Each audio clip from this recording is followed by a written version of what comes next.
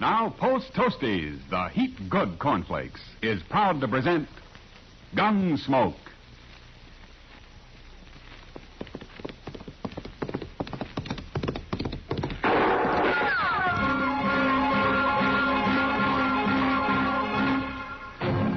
Around Dodge City and in the territory on west, there's just one way to handle the killers and the spoilers, and that's with a U.S. Marshal and the smell of gun smoke.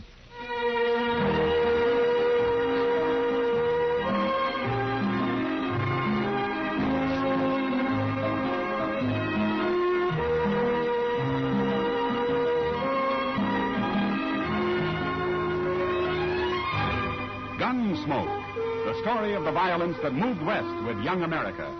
The story of a man who moved with it. Matt Dillon, United States Marshal. It's easy to do your whole tribe a big favor, Mother. Just pour every big and little Indian in your camp a breakfast bowl full of Post Toasties. Post Toasties, you know, are the heat good cornflakes. They're the best thing that's happened to corn since the Indians discovered it. Fresh as fresh can be. Say, Post Toasties are crackling crisp. Sweet kernel corn flavor, toasted. That's Post Toasties. Post Toasties are packed with nourishment, too. A bowl of Post Toasties with sugar and milk helps your big braves and little Indians start the day right. Get Post Toasties soon. And now, Gunsmoke, starring William Conrad.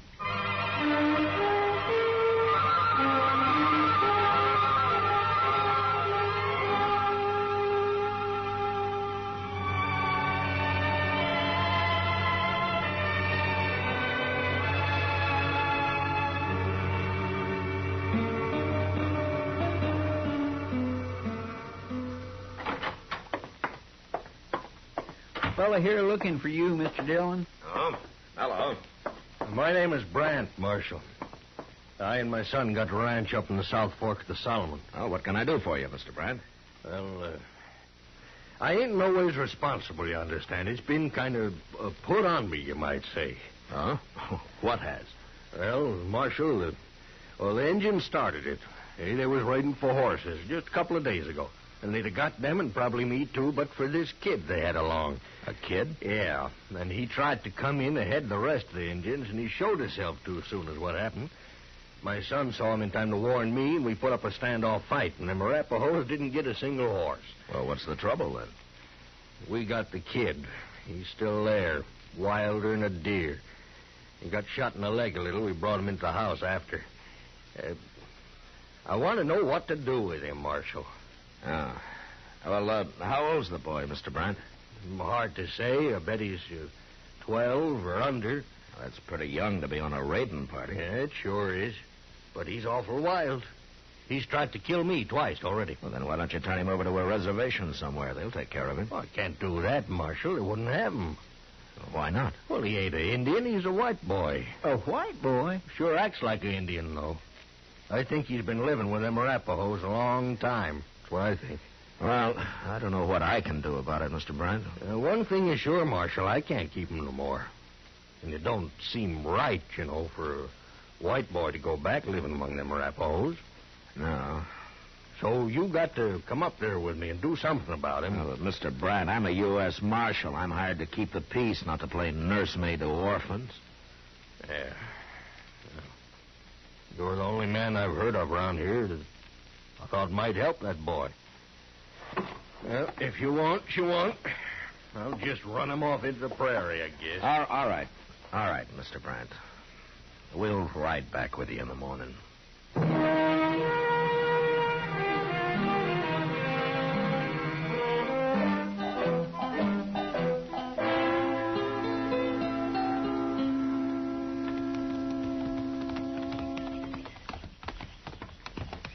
I don't see nobody around, Mr. Brandt. No, my son will be out with the cattle this time of day. I told him I locked that kid in the potato cellar when he had to leave the house. Is that it over there? That's it. He'll be in there. Oh, there. Just open the door, Marshal. Maybe he'll come out. All right. Chester grab him if he runs, huh? Yes, sir. Watch out for him. He'll do anything, that kid. Hey, kid. Come on out. Let's stand back now.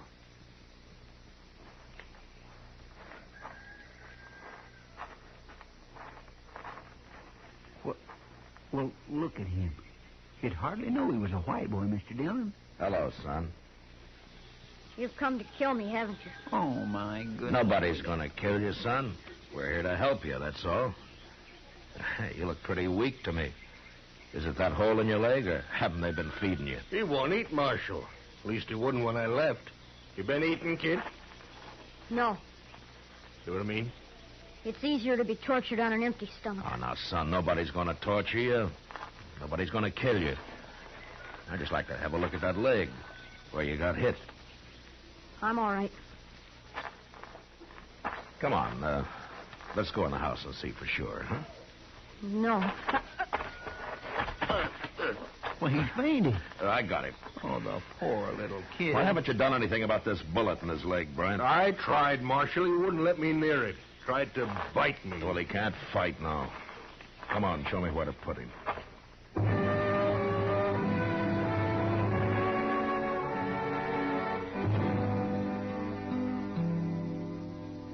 I carried the boy into the house, laid him out on a bed, and went to work. He came to in the middle of it, but he didn't move a muscle or utter a sound. The bullet wasn't buried very deep. I dug it out, cleaned the wound as best I could. When it was over, I got some strong tea down him, and then he went to sleep. A couple of hours later, I noticed he'd waked up, and I went over to the bed.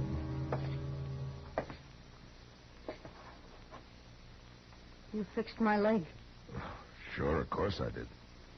Why? Well, you might have died if I hadn't. A wound like that gets infected. Arapahoes don't care if their prisoners die. Well, you're not a prisoner here.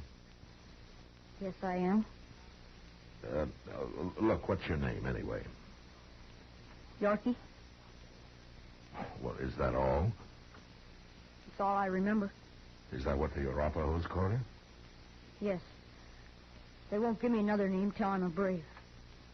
Yorky is a white man's name. Where are your parents? Killed in a raid, they told me. I've been Arapaho ever since. What was your father's name, do you know? I was too young. Well, then how come you remember English so well? An old man of the tribe makes me talk every day. I don't know where he learned, but he says it'll come to use later when I'm a brave. In our wars against the white man. You're a white man, Yorky. Yes, but I live with the Arapahoes. Well, you did, but you're back among your own people now. You gotta learn to live a different life. No. Wait, you mean you want to go back with the Indians? First, I have to make a big coup. Make a big coup? What for? I'll be killed if I don't. What are you talking about? I allowed myself to be seen and exposed the raiding party. So I'll be killed if I don't make a coup and return with a scalp or some horses. You? A kid like you? Unless you kill me first. Oh, Yorky, if I was going to kill you, why did I take that bullet out of your leg? I don't know. Well, nobody's going to kill you. Now, you just get that out of your head. And you're not going to kill anybody either, or steal any horses, so forget about it. If I make a big coup, my mistake on the raid will be forgiven. And I'll be the youngest brave in the whole tribe. Well, we'll argue about that later. But what were you doing on this raid in the first place? A white boy must prove himself many times. It's harder than for an Indian. That's why they let me come.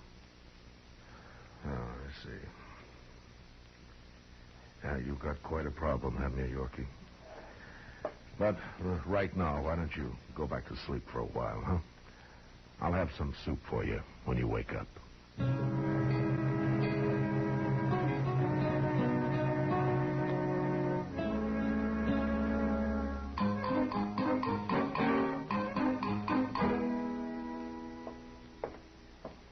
Well, Oh, good morning, Mr. Bryant. Good morning, Chester. Marshal. Good morning. Your son left a few minutes ago. He said he wouldn't be back till evening. Yeah, and I ought to be out with him. We're all through, but I'll cook you some eggs. Oh, just coffee for me. All right, sir. Well, what are you going to do about that kid, Marshal? Well, there's not much I can do, Brant. You can't leave him here. Well, I didn't bring him here. Here you are. Marshal, I'm serious. Even if it was an ordinary kid, I got no way to raise him. And this one is bad. I told you he's been after me twice already. He needs a scalp to take back. It's a matter of life or death with him. He ain't taking mine. You really think he might kill somebody, Mr. Dillon? Well, left alone, yes. But he's so young. Well, I heard Billy the Kid killed a man when he was 12. Age doesn't seem to matter much. Well, can't you talk him out of it? Show him it's wrong? Well, I've tried, but Yorky thinks like an Indian. He doesn't know anything about the white man's world. How's he feeling this morning, anyway? Well, I'd hoped his fever would be down, but it isn't. He needs a doctor, that's what. Yeah. By the way, Brant, is this one of your guns? Well, where'd you get it? Yorky had it when I went in there this morning, but he was too weak to use it. No, I told you he's a bad one, Marshal. He'll kill someone yet. All Yorky understands right now is kill or be killed, Brant. If you got a wagon, we'll take him into Dodge.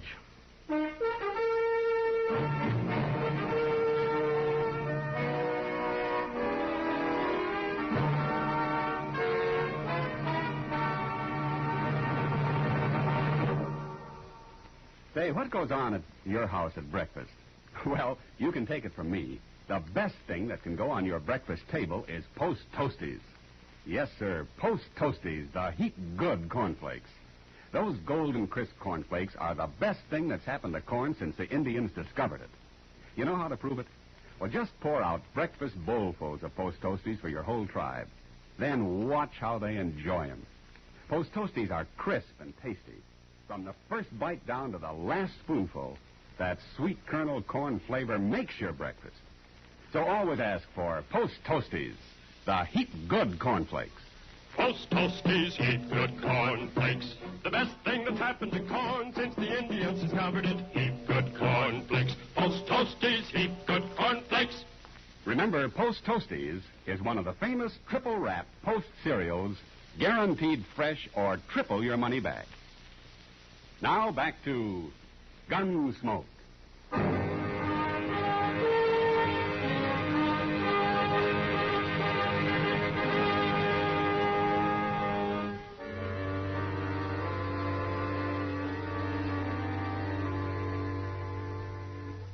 On the drive into Dodge, Yorky never moved or never said a word.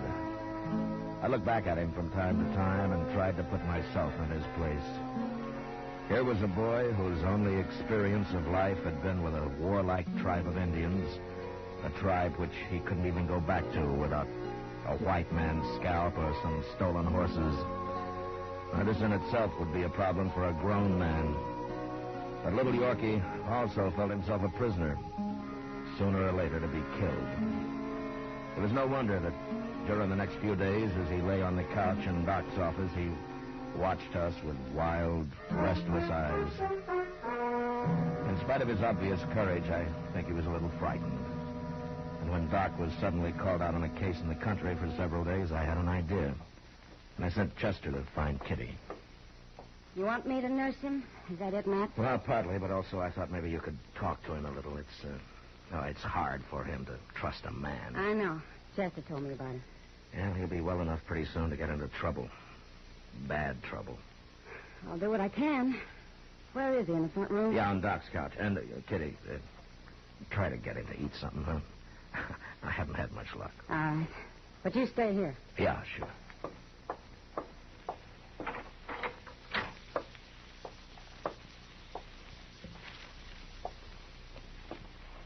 Hello, Yorky. Who are you? My name's Kitty. I'm going to take care of you. Why? Because you're sick. Wouldn't you take care of somebody who's sick? Not an enemy. We're not enemies, Yorky. Even if we were, I'd take care of you. Prisoners get well by themselves, or they die. Not around me, they don't. Anyway, you're not a prisoner. You can leave anytime you want to. Is that the truth? Of course it is. Unless you do something wrong, like killing or stealing. But let's not talk about all that. I want to know about you. All sorts of things. What it was like with the Arapahoes, or what you remember about when you were younger. I won't tell any secrets. I don't want to know any secrets, Yorky. But maybe you can tell me. Well, did you have a mother in the tribe? Tell me about that. I'm a white boy. They've never let me have a mother. Anyway, I was big enough I didn't need one. Did you ever want one, Yorky? I don't know. I guess so, sometimes. It's better to have a mother. Mine was killed in a raid when they found me. I know. Do you remember her at all? No. Sometimes I think I do. Sometimes when I'm asleep, that is. What do you remember about her then? I don't know. Just a feeling, I guess. Sort of like being warm. Is that what it's like? Yeah. I think that's what it's like, Yorky. Very much like that. I'm hungry, Kitty. Would you let me have something to eat? Of course I will, Yorky. Of course I will.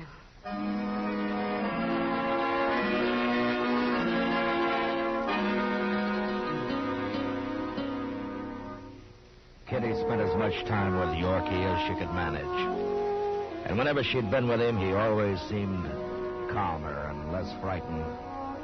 And we began to have hopes that maybe the boy would take to his new life after all.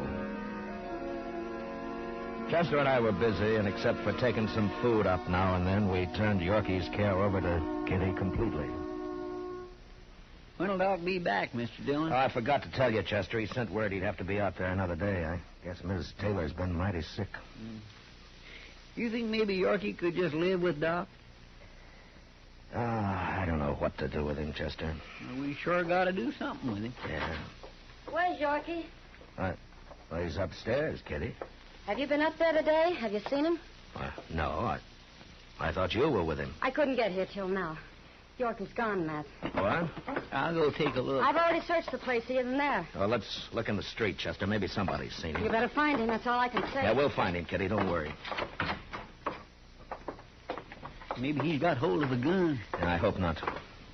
Anyway, if he's as smart as I think he is, he'll locate a horse to get away on first. Maybe a couple of them.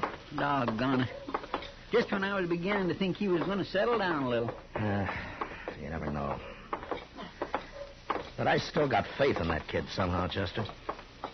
Now, here, let's cross over to Moss Grimmick's stable there, huh? All right, sir.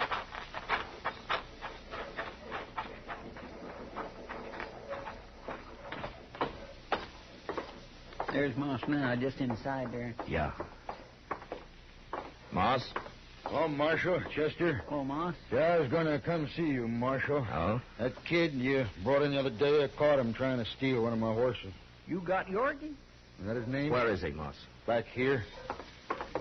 He put up quite a fight for a sick boy, Marshal. A new wildcat. I had to tie him up finally. I throwed him in the saddle room there. He's sure a mean one.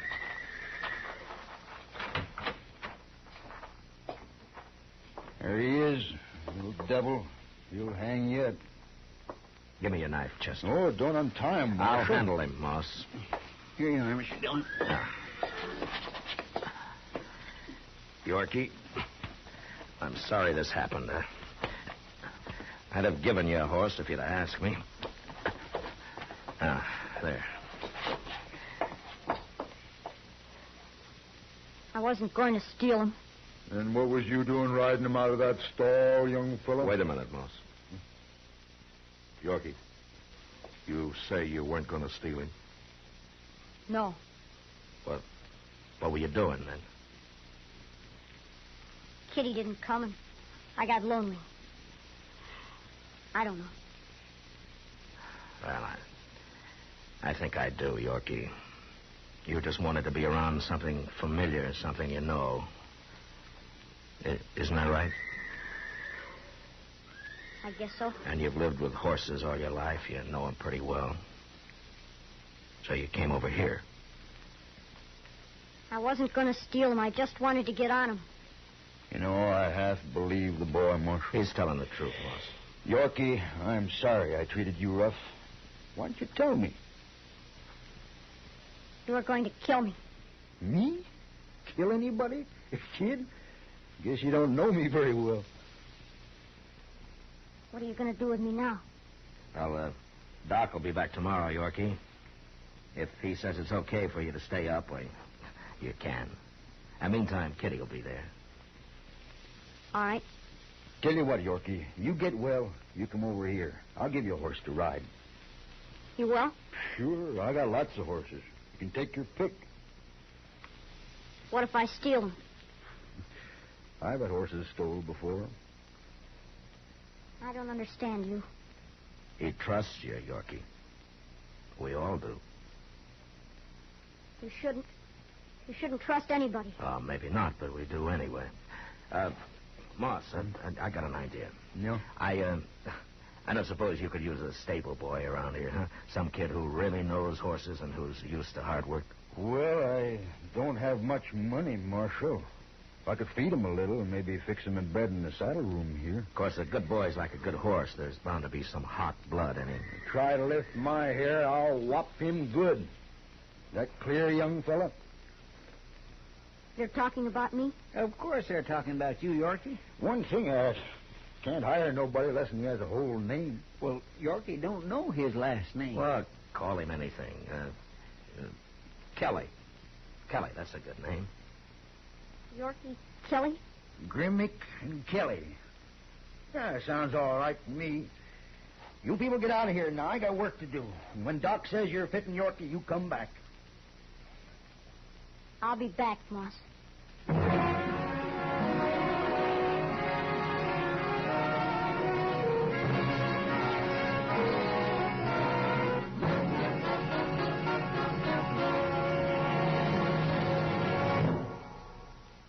In just a moment, we'll tell you about next week's adventure on Gunsmoke.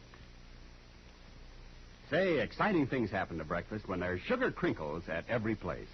Sure, new sugar crinkles make breakfast more fun than a circus. You know why? Sugar crinkles is the sugar rice treat that's just right sweet. Not too sweet, the way some sugar-coated cereals seem to be, and not like others that aren't sweet enough. Sugar crinkles, every golden crisp nugget of them, is just right sweet. So try starting your day off just right with new sugar crinkles. And don't forget, when you're listening to the radio or watching television, sugar crinkles make great snacks. From the bowl or from the pack, for your breakfast or a snack. Sugar crinkles are more fun than a circus. Try sugar crinkles soon.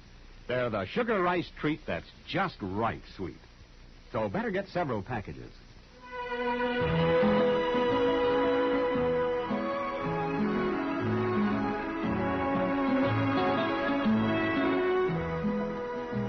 Gunsmoke, under the direction of Norman MacDonnell, stars William Conrad as Matt Dillon, U.S. Marshal.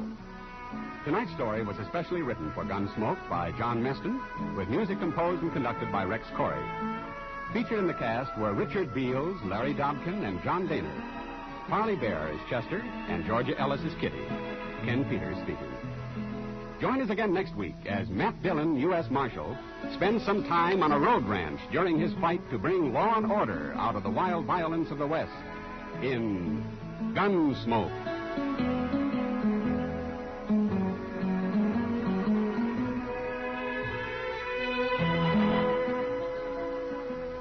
Listen next week at this time when Gunsmoke will be brought to you by Sugar Crinkles, the sugar rice treat that's just right sweet.